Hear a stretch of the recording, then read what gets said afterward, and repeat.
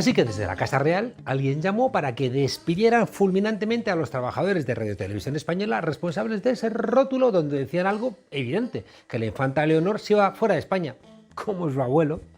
A Bernat Barrachina, guionista de Televisión Española, le comunicaron, ha contado él mismo, que estaba en la calle porque alguien había presionado para que así fuera. La culpa, pues ese dichoso rótulo sobre la princesa Leonor, que le hizo espetar a la familia real: ¿a dónde vamos a llegar? Así que una llamada de Zarzuela a las altas instancias de Televisión Española provocó, dice Barrachina, su despido y también el de su superior. Además de una disculpa de la máxima responsable del ente, Rosa María Mateo, que dejó claro que había tomado todas las medidas necesarias para defender a la corona. Una de las mentiras más repetidas del constitucionalismo español reciente es eso de que el rey reina pero no gobierna. Prueben ustedes a llamar a Televisión Española para que echen, por ejemplo, a los responsables de hoy olvidarse de mencionar a Podemos en la información sobre las elecciones en Madrid. Ay, ay, ay, el rey reina y gobierna. Gobernar, es decir, marcar los designios de un país de manera obligatoria para la ciudadanía. Se hace, por supuesto, desde el Boletín Oficial del Estado, pero también desde el reconocimiento que se hace al papel de la Casa Real. ¿O acaso no se zanjó el conflicto en Cataluña cuando salió Felipe VI a decir que la carga de los antidisturbios contra los que querían votar había estado requete bien? ¿O acaso no se indultó a los golpistas del 23F y tampoco se investigó la trama civil porque así lo mandó Juan Carlos I? ¿Y por qué Felipe VI no ha dicho ni una palabra sobre la policía política del PP, que ha inventado pruebas con dinero de todos los españoles contra Podemos? Igual que su padre no dijo nunca una sola palabra contra los GAL. ¿Por qué Felipe González siempre ha defendido a Juan Carlos I y a su legado histórico? La legitimidad monárquica en España está por encima de la legitimidad democrática para muchos actores del Estado. Lo hemos visto con la agencia tributaria, en el caso de la infanta Cristina y del rey emérito. Lo hemos visto cuando Urdangarín iba pidiendo dinero en nombre del rey y se lo daban. Lo hemos visto cuando llaman al juez Orrach ofreciéndole un trabajo a su hijo, de esos que no podría rechazar, a cambio de un comportamiento más amable con la infanta Cristina. El rey en España desde el siglo XIX es el cemento que unifica a las élites. Desde Cánovas del Castillo, que hizo la Constitución de 1876 contra la experiencia de la Primera República de 1873, el rey controla las Fuerzas Armadas. Y el capitalismo español, que ha sido más de maletines en la corte que de innovación e investigación, hacía de la figura del rey, fuera Alfonso XIII, Juan Carlos I, el principal lobista del país. Hoy sabemos que la Zarzuela tiene una plantilla de 139 funcionarios al margen de la gente que trabaja en seguridad. Pero resulta que la Casa Real solamente tiene en nómina directamente a 2 empleados y a 11 altos cargos. Es decir, que de los 4 millones que declara en gastos de personal, dedica a personal normal y corriente 92.000 euros. Y el resto, pues por un lado hay muchos gastos de Zarzuela que se pagan por otros sitios, por supuesto con dinero público. Y lo que paga el rey, pues resulta que lo hace con todo tipo de complementos a su ejército de lobistas de la propia Casa Real, que tienen como principal misión defender a la monarquía. Y en la monarquía borbónica el dinero es condición necesaria y a menudo suficiente. ¿Qué hacía Rafael Espotorno, jefe de la Casa Real, entre 2011 y 2014, gastándose 223.900 euros en las tarjetas Black de Caja Madrid? Pues eso, hacía caja. Como los amigos reconocidos de Felipe VI, López Madrid, el compillogui de Alma, condenado también en el caso de las tarjetas Black e imputado en incontables casos de corrupción con las grandes empresas de este país, financiando indirectamente a nuestro Partido Popular. No en vano, López Madrid está casado con la hija única del marqués Juan Miguel Villarmir, con quien compite en imputaciones. El rey reina y gobierna, porque los Borbones son meticones, les gusta meterse en las cosas de la política, bien sea por dinero, bien sea porque creen que España les pertenece, bien sea porque piensan que la monarquía es previa a la democracia o porque saben que enredando tienen menos probabilidades de que el pueblo vuelva a hacer con ellos lo que hizo con la regente María Cristina, con Isabel II o con Alfonso XIII. Por eso la Casa Real llama a Televisión Española para que tomen medidas con gente que dice que Leonor se va a estudiar fuera de España, igual que su abuelo se va fuera de España, porque así todo es un poquito más fácil para la monarquía. Y quizá por eso Zarzalejos, el periodista del IBEX 35, capaz de decir en el mismo mes que Pablo Iglesias no pintaba absolutamente nada en la Moncloa. luego que mandaba más que el propio Pedro Sánchez, luego que tenía que dejar el gobierno sí o sí, luego que es un indeseable por haberse salido del gobierno. Bueno, pues Zarzalejos ha escrito un libro que parece que es sobre Felipe VI, pero que en verdad es sobre Juan Carlos I como garantía de que Leonor pueda ser reina de España. El libro, eso sí, lo han publicado con letra muy grande. ¿Será que piensan que la gente joven no va a ir como loca a las librerías a comprarlo? En fin, que mientras que en este país desobedientes hay algunos que descuelgan el teléfono y al otro lado, esos a los que vosotros y nosotros hemos votado, van y contestan, democracia normal no es. Será otra cosa. Bienvenidos a la frontera.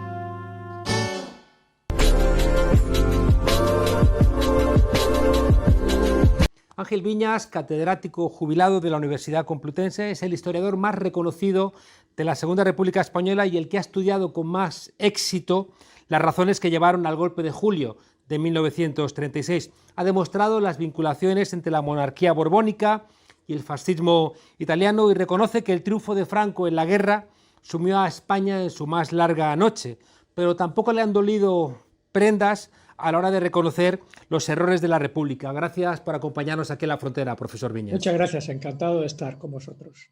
Profesor, me da la sensación de que los estudiosos serios del franquismo tienen que dedicar una parte importante de su tiempo a demostrar las fakes, es decir, las mentiras en la explicación de aquel periodo. Sí, es correcto. Mira, los fundamentos fácticos, por así decir, de la historiografía franquista son falsos. Si los fundamentos fácticos son falsos y se demuestra que son falsos, la superestructura ideológica que se fundamenta sobre esos supuestos falsos se derrumba. No es que yo lo quiera hacer, es que yo soy un historiador que va a archivos. Toda mi vida he ido a archivos. Y bueno, me fío de lo que otros historiadores han escrito hasta cierto punto. Yo contrasto en la derecha y en la izquierda, por supuesto, ¿no? Usted ha planteado, sin embargo, que hay consensos sobre el periodo, sobre la Segunda República y la Guerra Civil entre los historiadores. La República Española, no hay que olvidarlo, fue una ruptura importante con respecto a la continuidad histórica de la sociedad española. Y como fue una ruptura importante, no quiero decir total, ¿no? La ruptura total, a la ruptura más total se llega ya durante la Guerra Civil.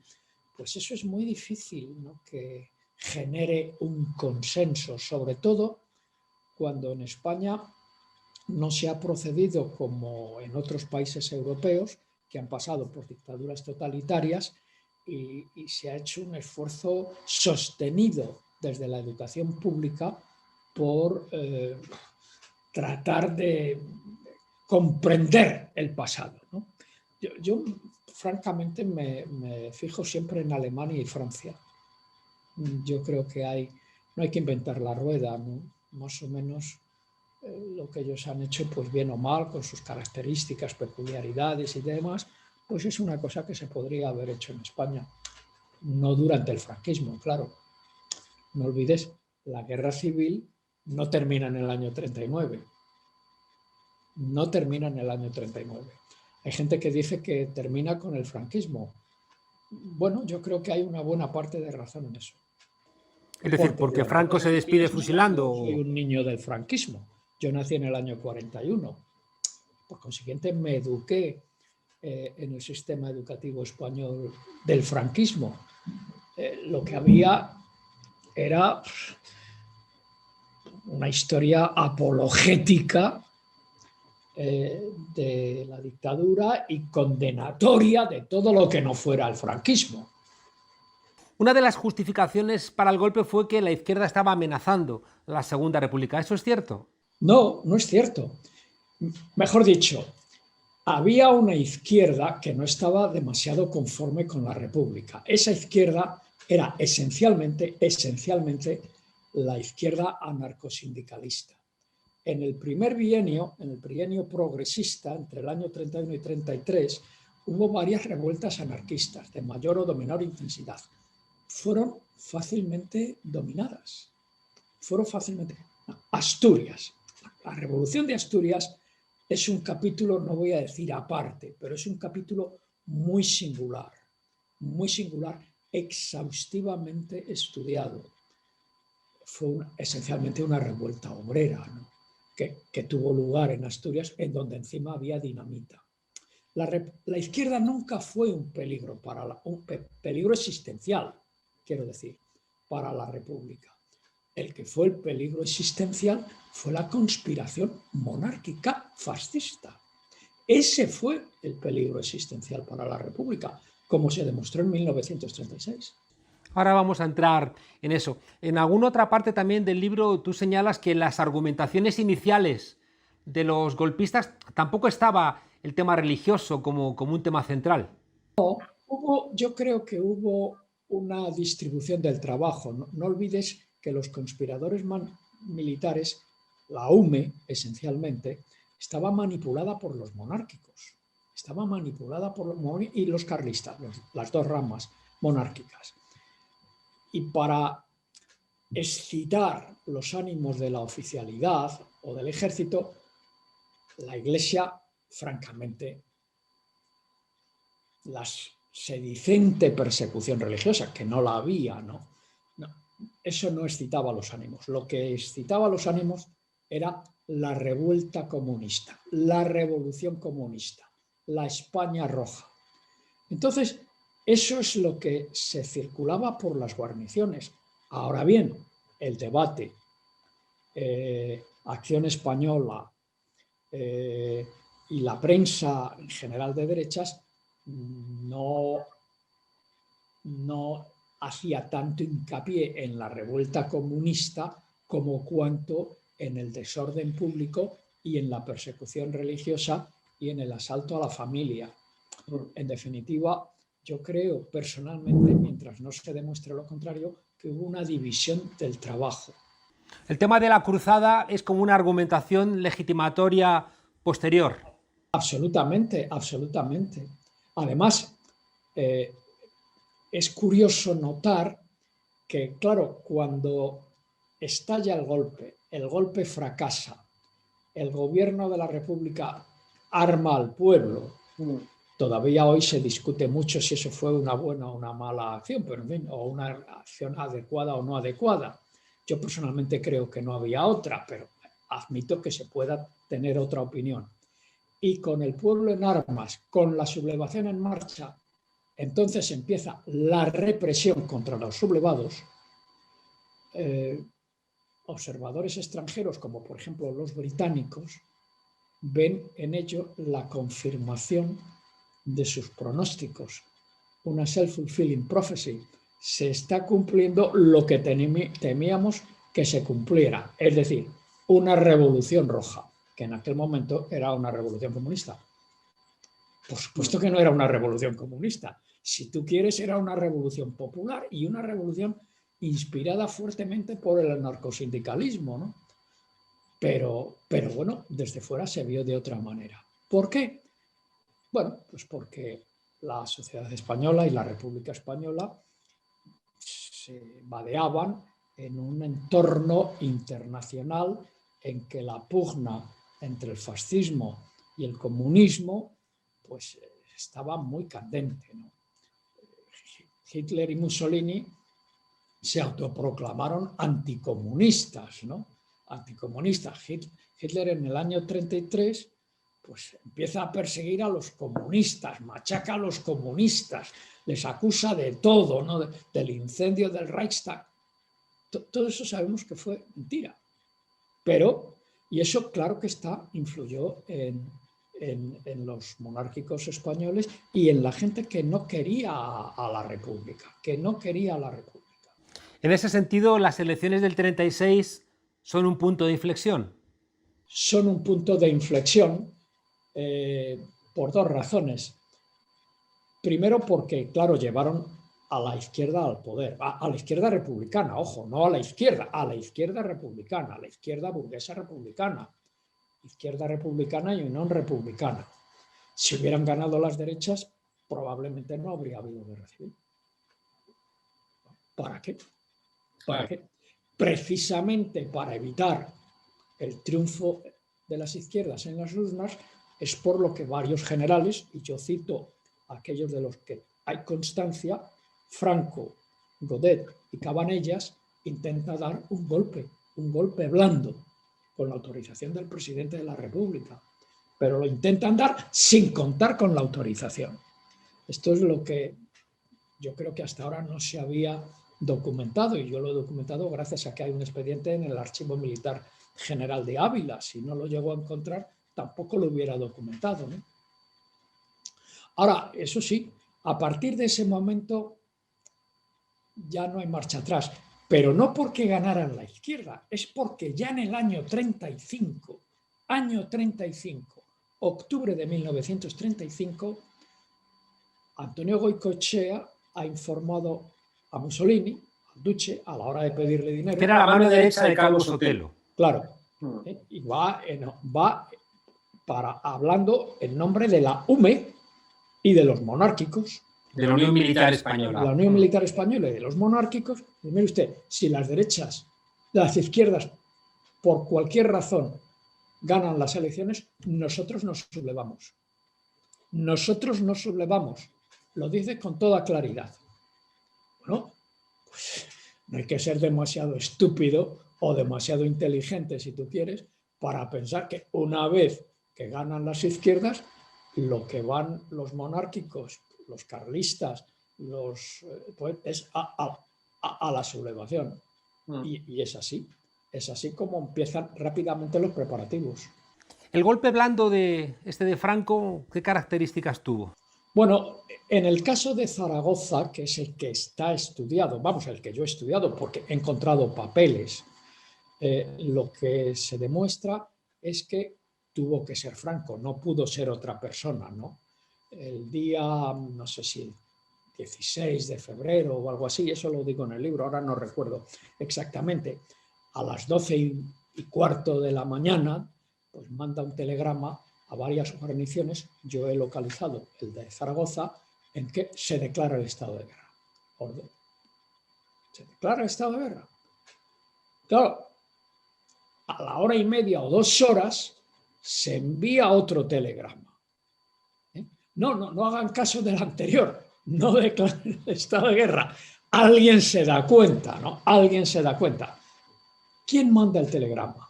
Bueno, este telegrama es un telegrama oficial, se cursa por telégrafos militares.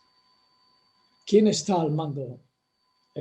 No podía ser el ministro de la guerra, porque el ministro de la guerra estaba en Consejo de Ministros reunido con el gobierno. Fuera del Consejo de Ministros, ¿quién está? Pues el jefe de Estado Mayor Central. ¿Y quién es ese? Franco.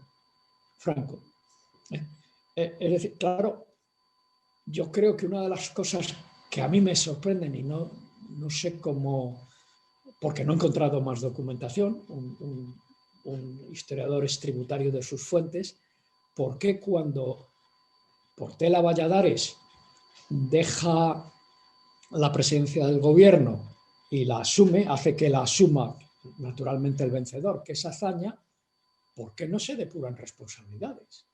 Bueno, la forma en que Azaña depura responsabilidades a mí me parece un error. Claro. Tú no puedes mandar a Franco a Canarias al frente de tropas y a Godet a Baleares al frente de tropas y dejar a Cabanellas como si no hubiera pasado nada.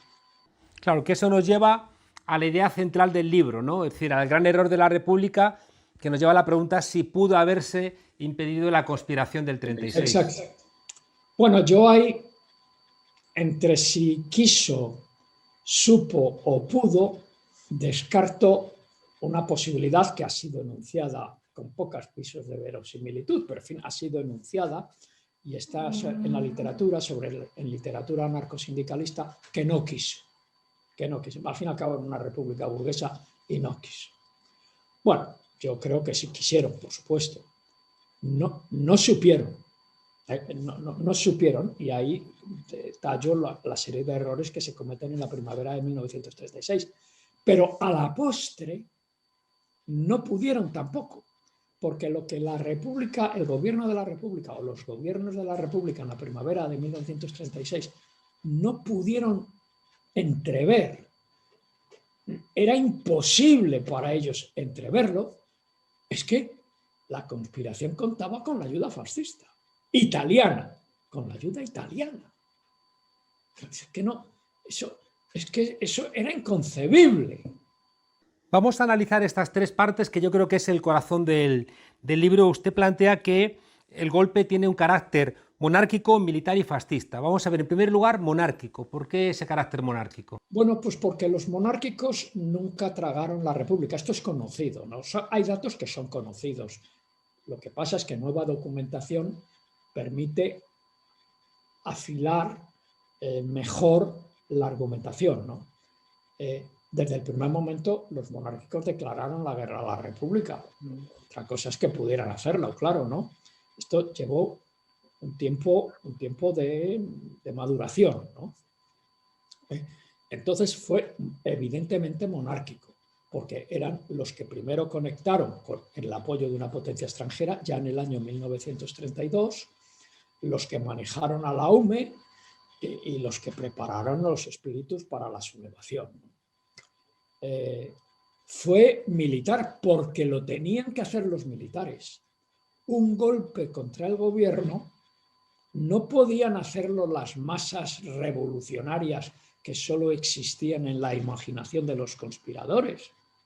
Si las masas revolucionarias de Asturias, por ejemplo, no pudieron contra el gobierno, las masas contrarrevolucionarias no hubieran podido tampoco contra el gobierno de no haber contado con los militares. Los militares tenían que dar el golpe. Ahora, era fascista porque lo que a los monárquicos les interesaba era restablecer la monarquía, restaurar la monarquía. Esa era la idea central. Y a la vista de esa idea central se comprenden muchas de las cosas que hay en papeles diseminados y que yo he ido conjuntando. Pero no de manera inmediata, sino después de un periodo de desmantelamiento del orden republicano, ¿no? Bajo una férula militar y civil. La férula militar, Sanjurjo, era el jefe de la sublevación indiscutido. La política, muy importante, la política, Calvo Sotelo. Calvo Sotelo que había pasado por un proceso de fascistización innegable. Y claro, todo esto quedó en aguas de borraja. ¿Por qué? Porque a Calvo Sotelo, el 13 de julio de 1936, le dan 2 tiros y y Sanjurjo se mata en un accidente de aviación tripulado o conducido por el piloto capitán Juan Antonio Ansaldo, que es el tío que había negociado los contratos con Mussolini y que Pedro Sáenz Rodríguez había firmado el 1 de julio de 1936. Toda mi construcción, de alguna manera, descansa en la existencia de estos contratos que yo descubrí en la calle de Alcalá, en los archivos de la Fundación Universitaria Española. Antes que yo, los habían visto otros historiadores, claro. Contratos que demuestran el suministro de armas, en concreto aviones, ¿no?, por parte de Italia a los golpistas. Firmado el 1 de julio. Ahora, en este libro, esto ya lo dije en un libro que se tituló ¿Quién quiso la guerra civil hace 2 años? Aporto dos documentos nuevos que no conocía hace 2 años. El primero, las declaraciones de Pedro Sáenz Rodríguez, que es el hombre que firma los contratos a su regreso a España, a Calvo Sotelo, y que retomó, pero no supo interpretar Ronald Fraser. Las declaraciones de Pedro Sáenz Rodríguez están en el archivo municipal de la ciudad de Barcelona. Ahí está toda la documentación que legó Ronald Fraser al mismo.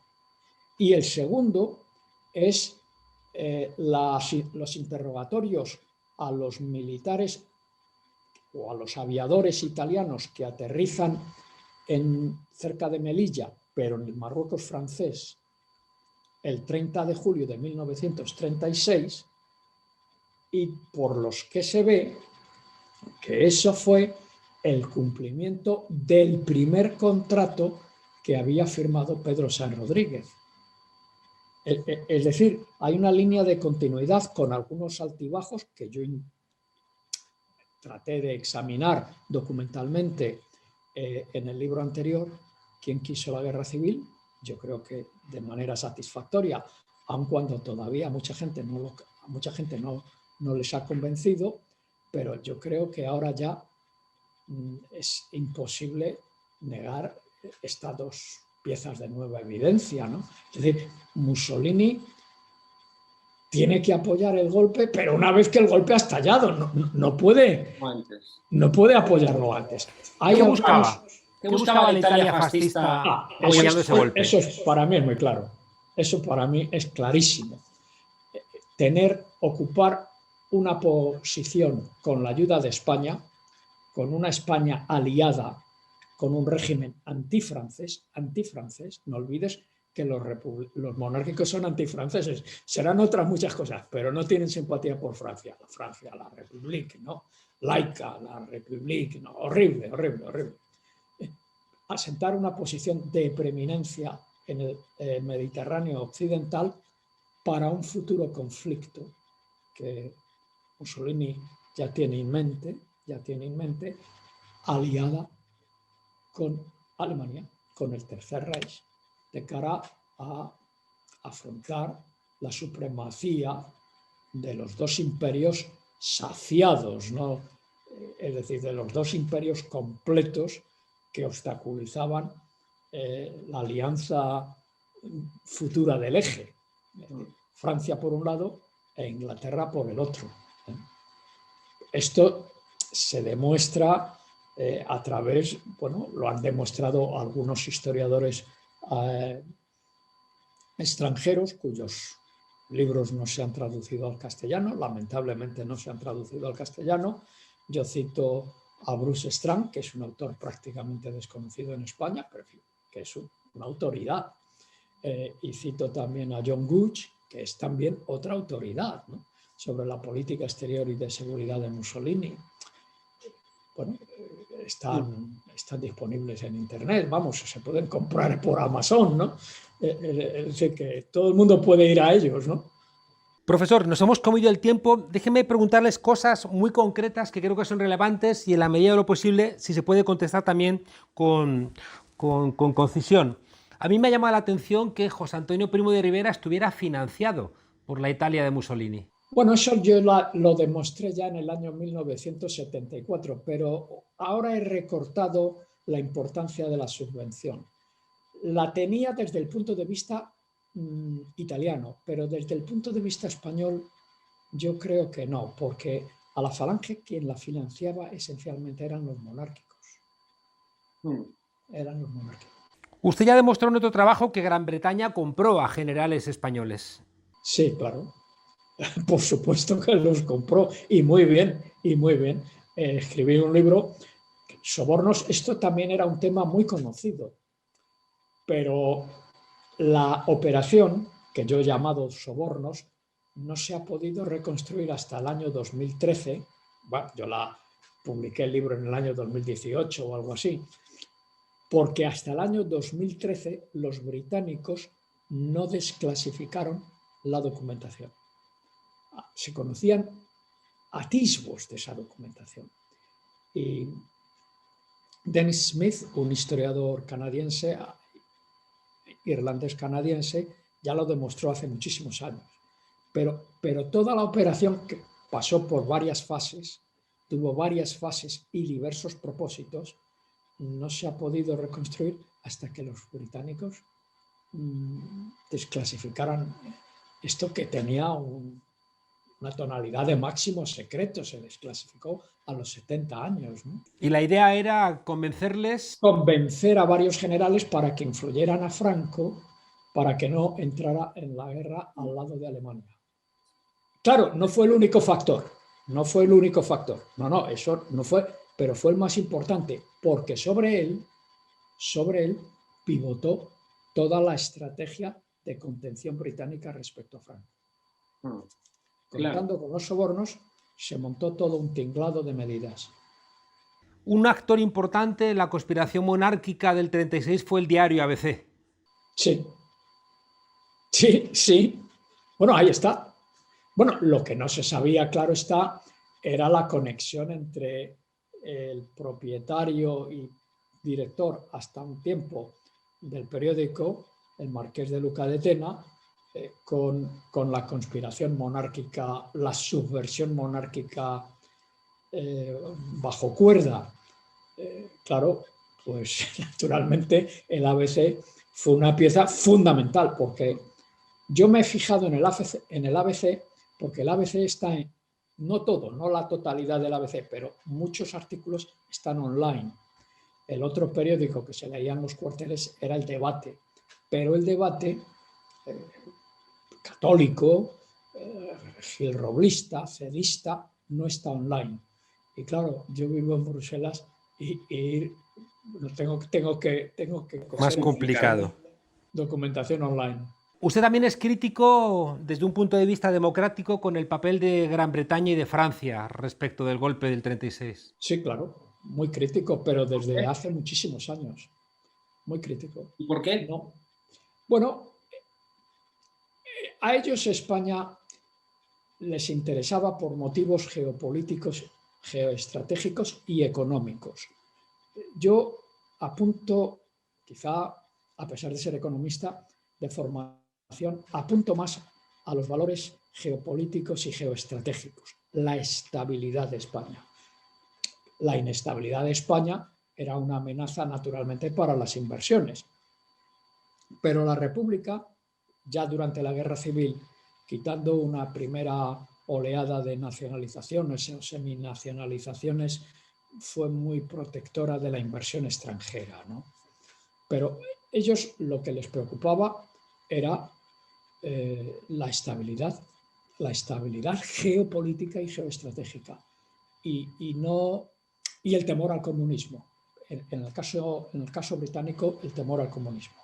Se une a ello también que la embajada británica en los últimos meses de la República en paz estaba en manos de un incompetente, de un embajador incompetente, que impuso a Londres sus preconcepciones ideológicas. Su mirada, ¿no? Casi para cerrar con el corazón del libro, ¿el papel de Azaña fue tan luminoso como han querido presentar otros historiadores o no fue así? No fue luminoso, no fue luminoso. La postura de Azaña es difícil de entender porque él no dejó papeles. Él no dejó papeles de este periodo y por consiguiente hay que hacer inferencias.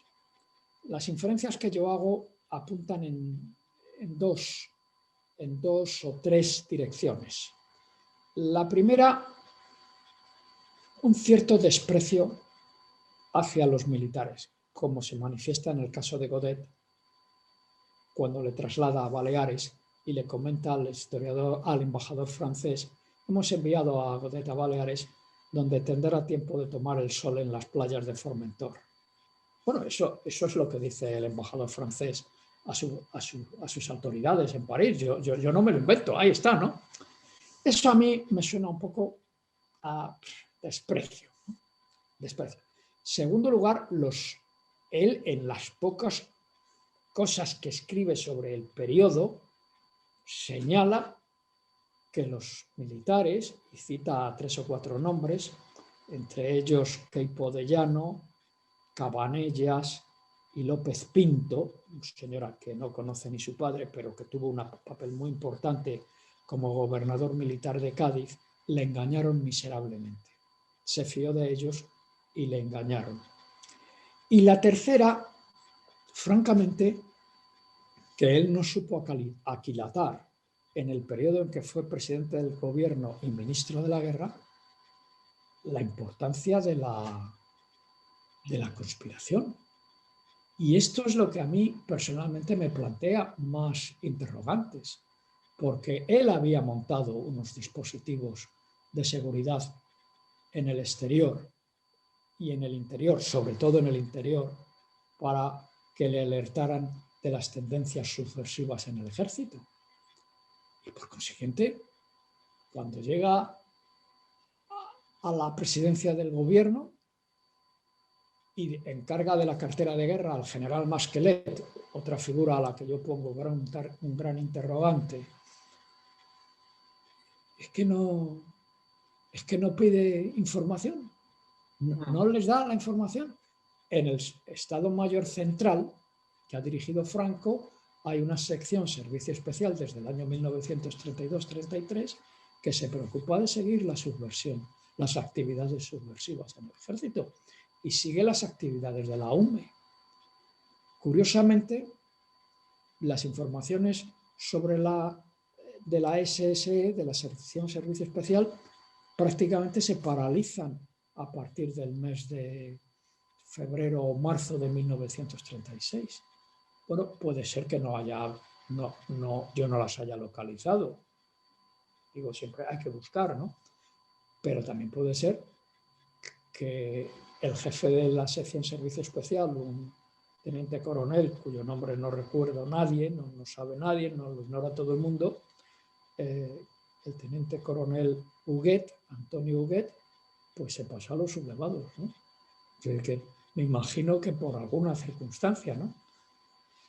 Es decir, hay todavía interrogantes, pero las interrogantes son ya muy limitadas. Son pequeñas. Son muy limitadas. Ángel Viñas, el gran error de la República ante el ruido de sables y la ineficacia del gobierno. Profesor Viñas, uno tiene la sensación de que toda la lectura de aquel momento sigue teniendo una enorme presencia. Yo lo veo, ¿no? Algunas fuerzas políticas que están reclamando la necesidad de una república como un intento de recuperar ese proceso de modernización de España que supuso a la república, pero al mismo tiempo a mí me extraña cómo fuerzas políticas de la extrema derecha recuperan a historiadores como Stanley G. Payne, ¿no? Y lo hacen como el gran valedor de la interpretación de aquel proceso. Bueno, yo desde luego discrepo fundamentalmente de Stanley Payne, ¿no? Ya sé que es un favorito de ciertos grupos de derechas e historiadores de derechas, pero yo nunca me he cortado, nunca he tenido inhibiciones, no en atacar a Payne personalmente, cosa que yo no hago con nadie, ¿no? Pero sí de discrepar. Pero es que Stanley Payne es una persona que no ha entrado nunca en un archivo. Y yo creo, yo soy como Santo Tomás, ¿no? Tengo que ver para creer, ¿no? Creo que sin los archivos no se escribe historia. O por lo menos no se abre camino en historia. Esa referencia de la República como un intento de llevar a España a Europa sigue vigente. Sí, totalmente. Totalmente. Bueno, cuidado. Estamos en Europa. Estamos con todas sus ventajas y todos sus inconvenientes. Estamos en Europa. No hace falta la República para llevar a España a Europa. Estamos en Europa. Y eso ha sido una de las grandes aportaciones, yo creo, del posfranquismo, de la democracia española, entrar en Europa. En fin, yo no puedo decir otra cosa. He trabajado por Europa y en Europa durante 20 y tantos años y algo conozco de Europa, ¿no? No es que sea el paraíso terrenal, pero bueno, tampoco es el desastre. Profesor Viñas, muchísimas gracias por acompañarnos aquí en La Frontera y por el trabajo que creo que está generando nuevos consensos sobre una época que ha sido tan malditizada. Muchas gracias. Muchas gracias, muchas gracias. María Marín, portavoz del Grupo Parlamentario de Unidas Podemos en Murcia. María, llama la atención soberanamente cómo los medios han respondido, ¿no?, a los ataques a otros partidos políticos. En cambio, parece que los ataques que recibe Podemos en la comunidad murciana no reciben la misma atención. ¿Qué está pasando? Bueno, Juan Carlos, buenos días. Yo creo que lo que está sucediendo pues es claro, ¿no? Creo que solamente en estos momentos desde Unidas Podemos estamos señalando en nuestra región a aquellos que están blanqueando, a aquellos que están dejando que la ultraderecha, como sabes, desgraciadamente esté entrando en las instituciones de la región de Murcia. Sabes que recientemente tuvimos una moción de censura fallida, donde pues, el presidente de la comunidad, y con el único objetivo de mantenerse en el sillón, ha dado tristemente ayer entrada a la ultraderecha en el gobierno de la región de Murcia, además subvertiendo totalmente la voluntad popular. Y bueno, somos Unidas Podemos las únicas que estamos señalando todo ese tipo de atropellos, y bueno, pues sus cachorros en las calles se dedican a este tipo de acciones, ¿no? Como bien sabes, Juan Carlos, algunos señalan y otros actúan. Claro. Y esto es lo que está sucediendo. El atentado contra la sede en Cartagena venía precedido, ¿no?, por amenazas, por insultos, es decir, que no es nuevo, ha sido un salto cualitativo, pero las amenazas estaban ahí desde hacía mucho tiempo. Pues así es, Juan Carlos, porque fíjate, nosotros tenemos esa sede desde el año 2018, desde junio de 2018, y han sido ya 6 los ataques que ha sufrido esa sede, 3 en los últimos años, y además pues cada ataque ha sido más violento. Pasaron de unas pintadas a apedrear y rompernos todas las lunas de los cristales, y ya pues el último ataque que ha sido pues un ataque terrorista, porque ha sido con un artefacto incendiario que podía haber causado pues muchísimo daño, porque estamos en los bajos de un edificio donde viven muchas familias trabajadoras, estamos pegados a otros negocios, a bares, etcétera, y podía haber sido realmente dramático, ¿no?, lo que ha sucedido.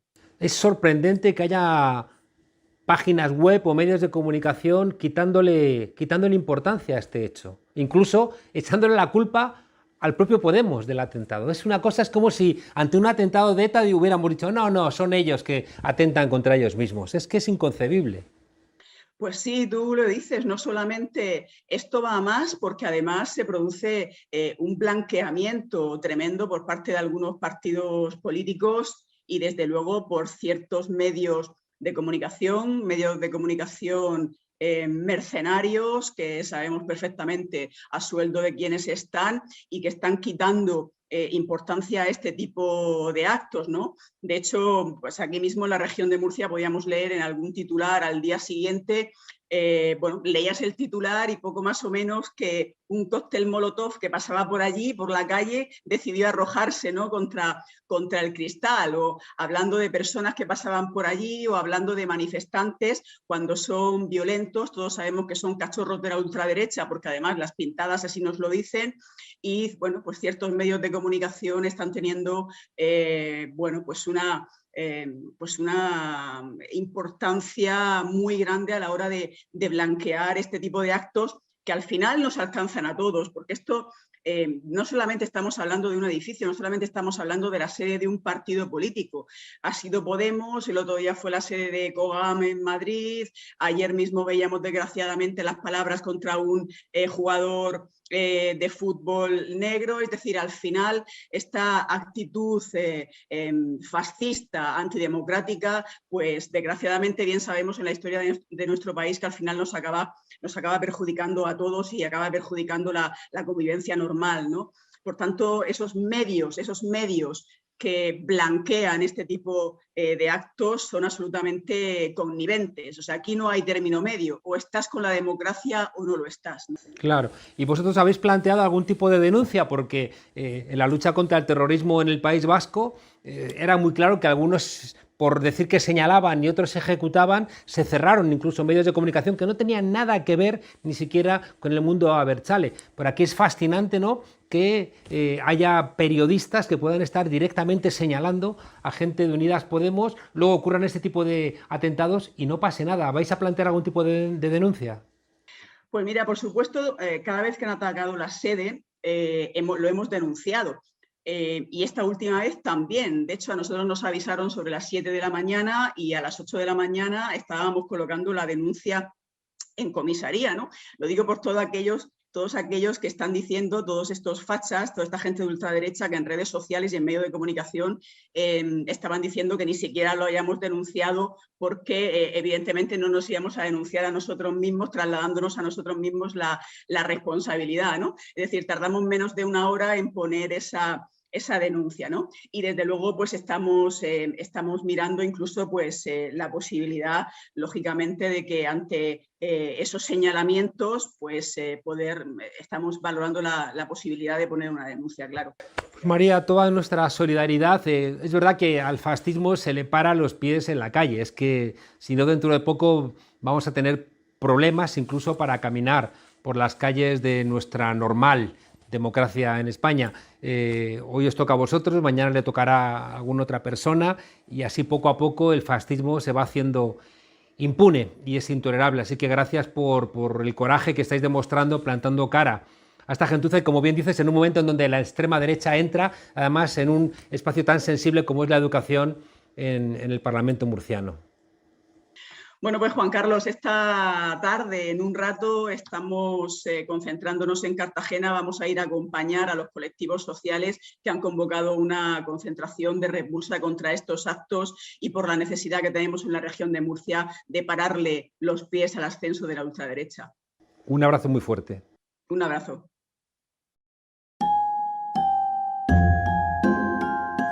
Madrugada del viernes 2 de abril de 2021, la ultraderecha atenta con material explosivo contra la sede de Podemos en Cartagena. El Partido Popular y Vox se niegan a apoyar una declaración de condena y los grandes medios de este país miran para otro lado. Normalidad democrática en estado puro y duro. No es la primera vez que la prensa seria de este país se olvida de Podemos, pero nunca deja de sorprender. Por ejemplo, resulta curioso la diferencia de trato que hace el diario ABC. Cuando unos radicales queman un contenedor en Barcelona, la culpa es de Podemos, por expoliar la violencia. Y cuando un encapuchado quema la sede de Podemos, ¿qué? Pues nada, sacas en portada al Papa Francisco y aquí paz y después gloria, sábado de gloria. Más sangrante aún, la portada del Mundo y la de La Razón. Habla de Podemos, sí, pero para decir que es que incumple la ley electoral de forma flagrante. ¿Y el ataque terrorista contra Podemos? ¿Nos imaginamos estas mismas imágenes en la sede del Partido Popular? Los mismos que obvian hoy a Podemos pedirían la aplicación de la ley antiterrorista. ¿Qué digo la ley antiterrorista? Exigirían un consejo de guerra como el de Burgos de los años 70. Como explicaba Gerard Depardieu en la mítica escena de Novecento, los fascistas no son como los hongos, que nacen en una noche, no. Hay que plantarlos, regarlos y mimarlos como fascistas para que luego puedan dar sus frutos fascistas. Securitas, porque es que hay gente, imagínate en la asamblea, sí. Cuando venga el mantero, pues tendrán que llamar a guardián, ¿no? El Jiménez de los Santos más racista y xenófobo llamando ladrón a un candidato de Podemos. Y aquí no pasa nada. Es bien conocido que antes de mandar a los judíos a los campos de exterminio les llamaron perros, garrapatas o inhumanos. Vamos, que estaban gaseados antes de ir a Auschwitz. Con estos de Podemos, responsables de que el rey emérito no pueda estar en España comiendo percebes con sus amigos, pues hay que acabar con ellos como sea. Por lo político o lo criminal, por lo judicial o lo mediático. Unos cargan los cócteles Molotov y otros los arrojan. ¿No era esto lo que decían cuando ardía un contenedor en el País Vasco o en Cataluña? El ataque contra Podemos en Cartagena, como todos los atentados anteriores en la región de Murcia, como todos los atentados que está sufriendo Podemos en Asturias o en Canarias, pasan porque blanqueas al nazismo en los medios. Pasa cuando elogias el golpe de Estado del 36. Pasa cuando los pantuflos y los demás periofascistas copan las tertulias de radio y de televisión. Pasa cuando crees que tu tarea como periodista es atacar a Podemos sí o sí, diciendo estupideces o incluso barbaridades, porque esa es la línea del medio en el que trabajas.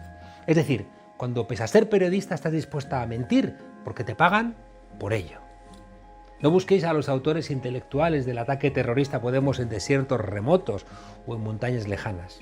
Vale con repasar la hemeroteca para darse cuenta de que hay palabras más incendiarias que la gasolina. Tiran la piedra y esconden la pluma o el micrófono. Y los que no condenan un atentado terrorista, igual que los que mienten para confundir a víctimas y a verdugos, son tan terroristas como los que lanzan el explosivo, como los que aprietan el gatillo, como los que pronto van a volver a golpear con cadenas en las universidades. Hoy los terroristas, no os engañéis, no llevan correajes, van muy bien vestidos. La camisa azul, los correajes y la porra o las cadenas las tienen en las ideas podridas que quieren acabar con la convivencia. Vaya país que se nos está poniendo. Hasta mañana, desobedientes.